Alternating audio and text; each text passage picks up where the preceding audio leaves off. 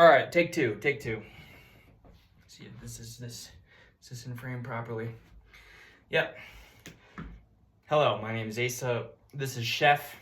This is my whiteboard, and then you can see my books in the background. So automatically credibility is established with these 3 to 4 things. Today, I'm going to be giving a rough, quick talk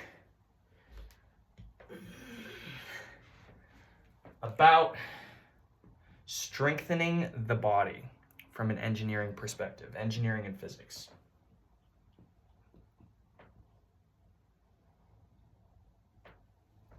God, that's ugly. Anyway, strengthening the body from an engineering perspective. So the first thing what we're going to do, I'm going to bring this back actually, is we're going to define how an individual cell gets stronger, right? You know this in weight training. You added weights, you get stronger. How does it actually happen? So this cube represents one cell. This can be a ligament, this can be bone, this can be tendon, this could be myofascia, this could be classic muscle. All right? Inside the bone, inside the cell, there are these things called mechanotransductors, right? And what they do is they respond to force in real time, real things that happen to the body, right? And how they respond is if force is added directionally, right? With vectors, you can define rotationally, laterally, up and down, horizontal. That is the direction that they will strengthen those tissues. So they get the force input. Hey, we need a little more strength. They add to it. How are we going to define force? Force, we're going to define as 1 Newton. That is a big N, I believe, for Isaac Newton. Newton. How do we define a Newton? As a kilogram meter per second squared, all right? Or as a classically, you know, force equals mass, kilogram times acceleration, meter per second squared. You don't really need to get the physics to a deep level. You just need to know that this number can be definable. It can be represented in real life with a numeric value. And the importance of a numeric value is here for my next equation, right? So ideally, anyone, when you're active, one of the biggest things you want to avoid is injury. Injury can be defined as an equation, right? So the force, if the force input on whatever it is, a whole sling of cells, is greater than the capacity, the force capacity of those cells, this is where injury occurs, right? So obviously extreme situation, car falls on you, high force, you're gonna break. Or smaller, for example, I'm trail running, my ankle hits the wrong way. These lines of tissues have a lower force absorption, a lower force production than the force input on them with my body weight. They tear, injury.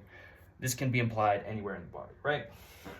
So the idea is we want to make our body as resilient as possible from these injuries, right? No one wants to get injured. I want to train all the time. I want to train every day. Injuries suck.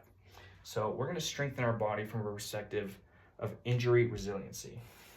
So what we need to do is over time, increase this number, the force capacity of our actual cells. This is done with classic resistance training. This is just viewing it from a perspective of physics and engineering, right? So if we can get the force capacity of our cells, hunker down for another equation here. Here's my cat. Here's my cat. Isn't my cat cool? Right? So the higher we can get this number, the force capacity of not just the cell, but all of them, you know, combined in the sling, because we want to be a whole unit. The higher we can get this number, the higher loads we can handle for random life variables, or just lifting in the weight room, or for me, jujitsu. You know, the higher this number, the more chaos life we are able to handle. So we're trying to get this number up. We do that with resistance training. The other big piece of information that I kind of want to convey with this, almost 5-minute mid video now, probably losing your attention on some people. The other big information I want to convey is that this process of mechanotransduction does not just occur in muscle, right? You think strength training, you think, all right, push day with our triceps, get a shoulder day with our meaty action, but this also includes bones have mechanotransductor, bone cells. Ligaments have them. Tendons have them. Myofascia, tissue, and connective collagen have them. So you can literally strengthen all parts of your body. The next and last piece of this that I would like to communicate is this is also vector directional based. All right. So if you're only training in one direction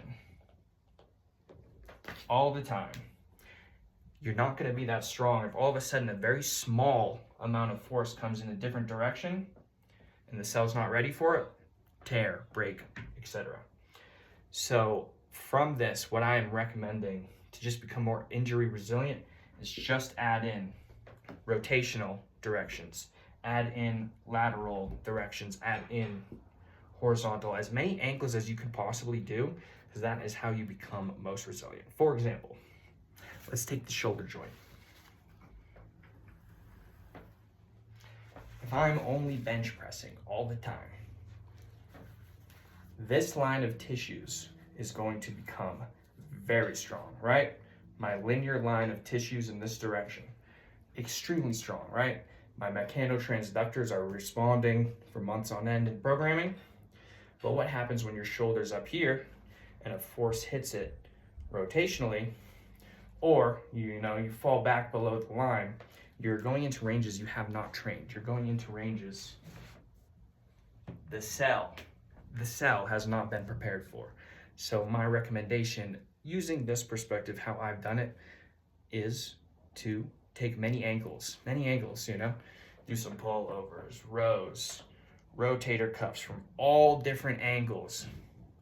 I'm gonna actually attach some specific hip. So for me, getting into jiu-jitsu, like how do I personally apply this? Hip rotation. There's almost no hip rotation in a lot of classic strengthening programs.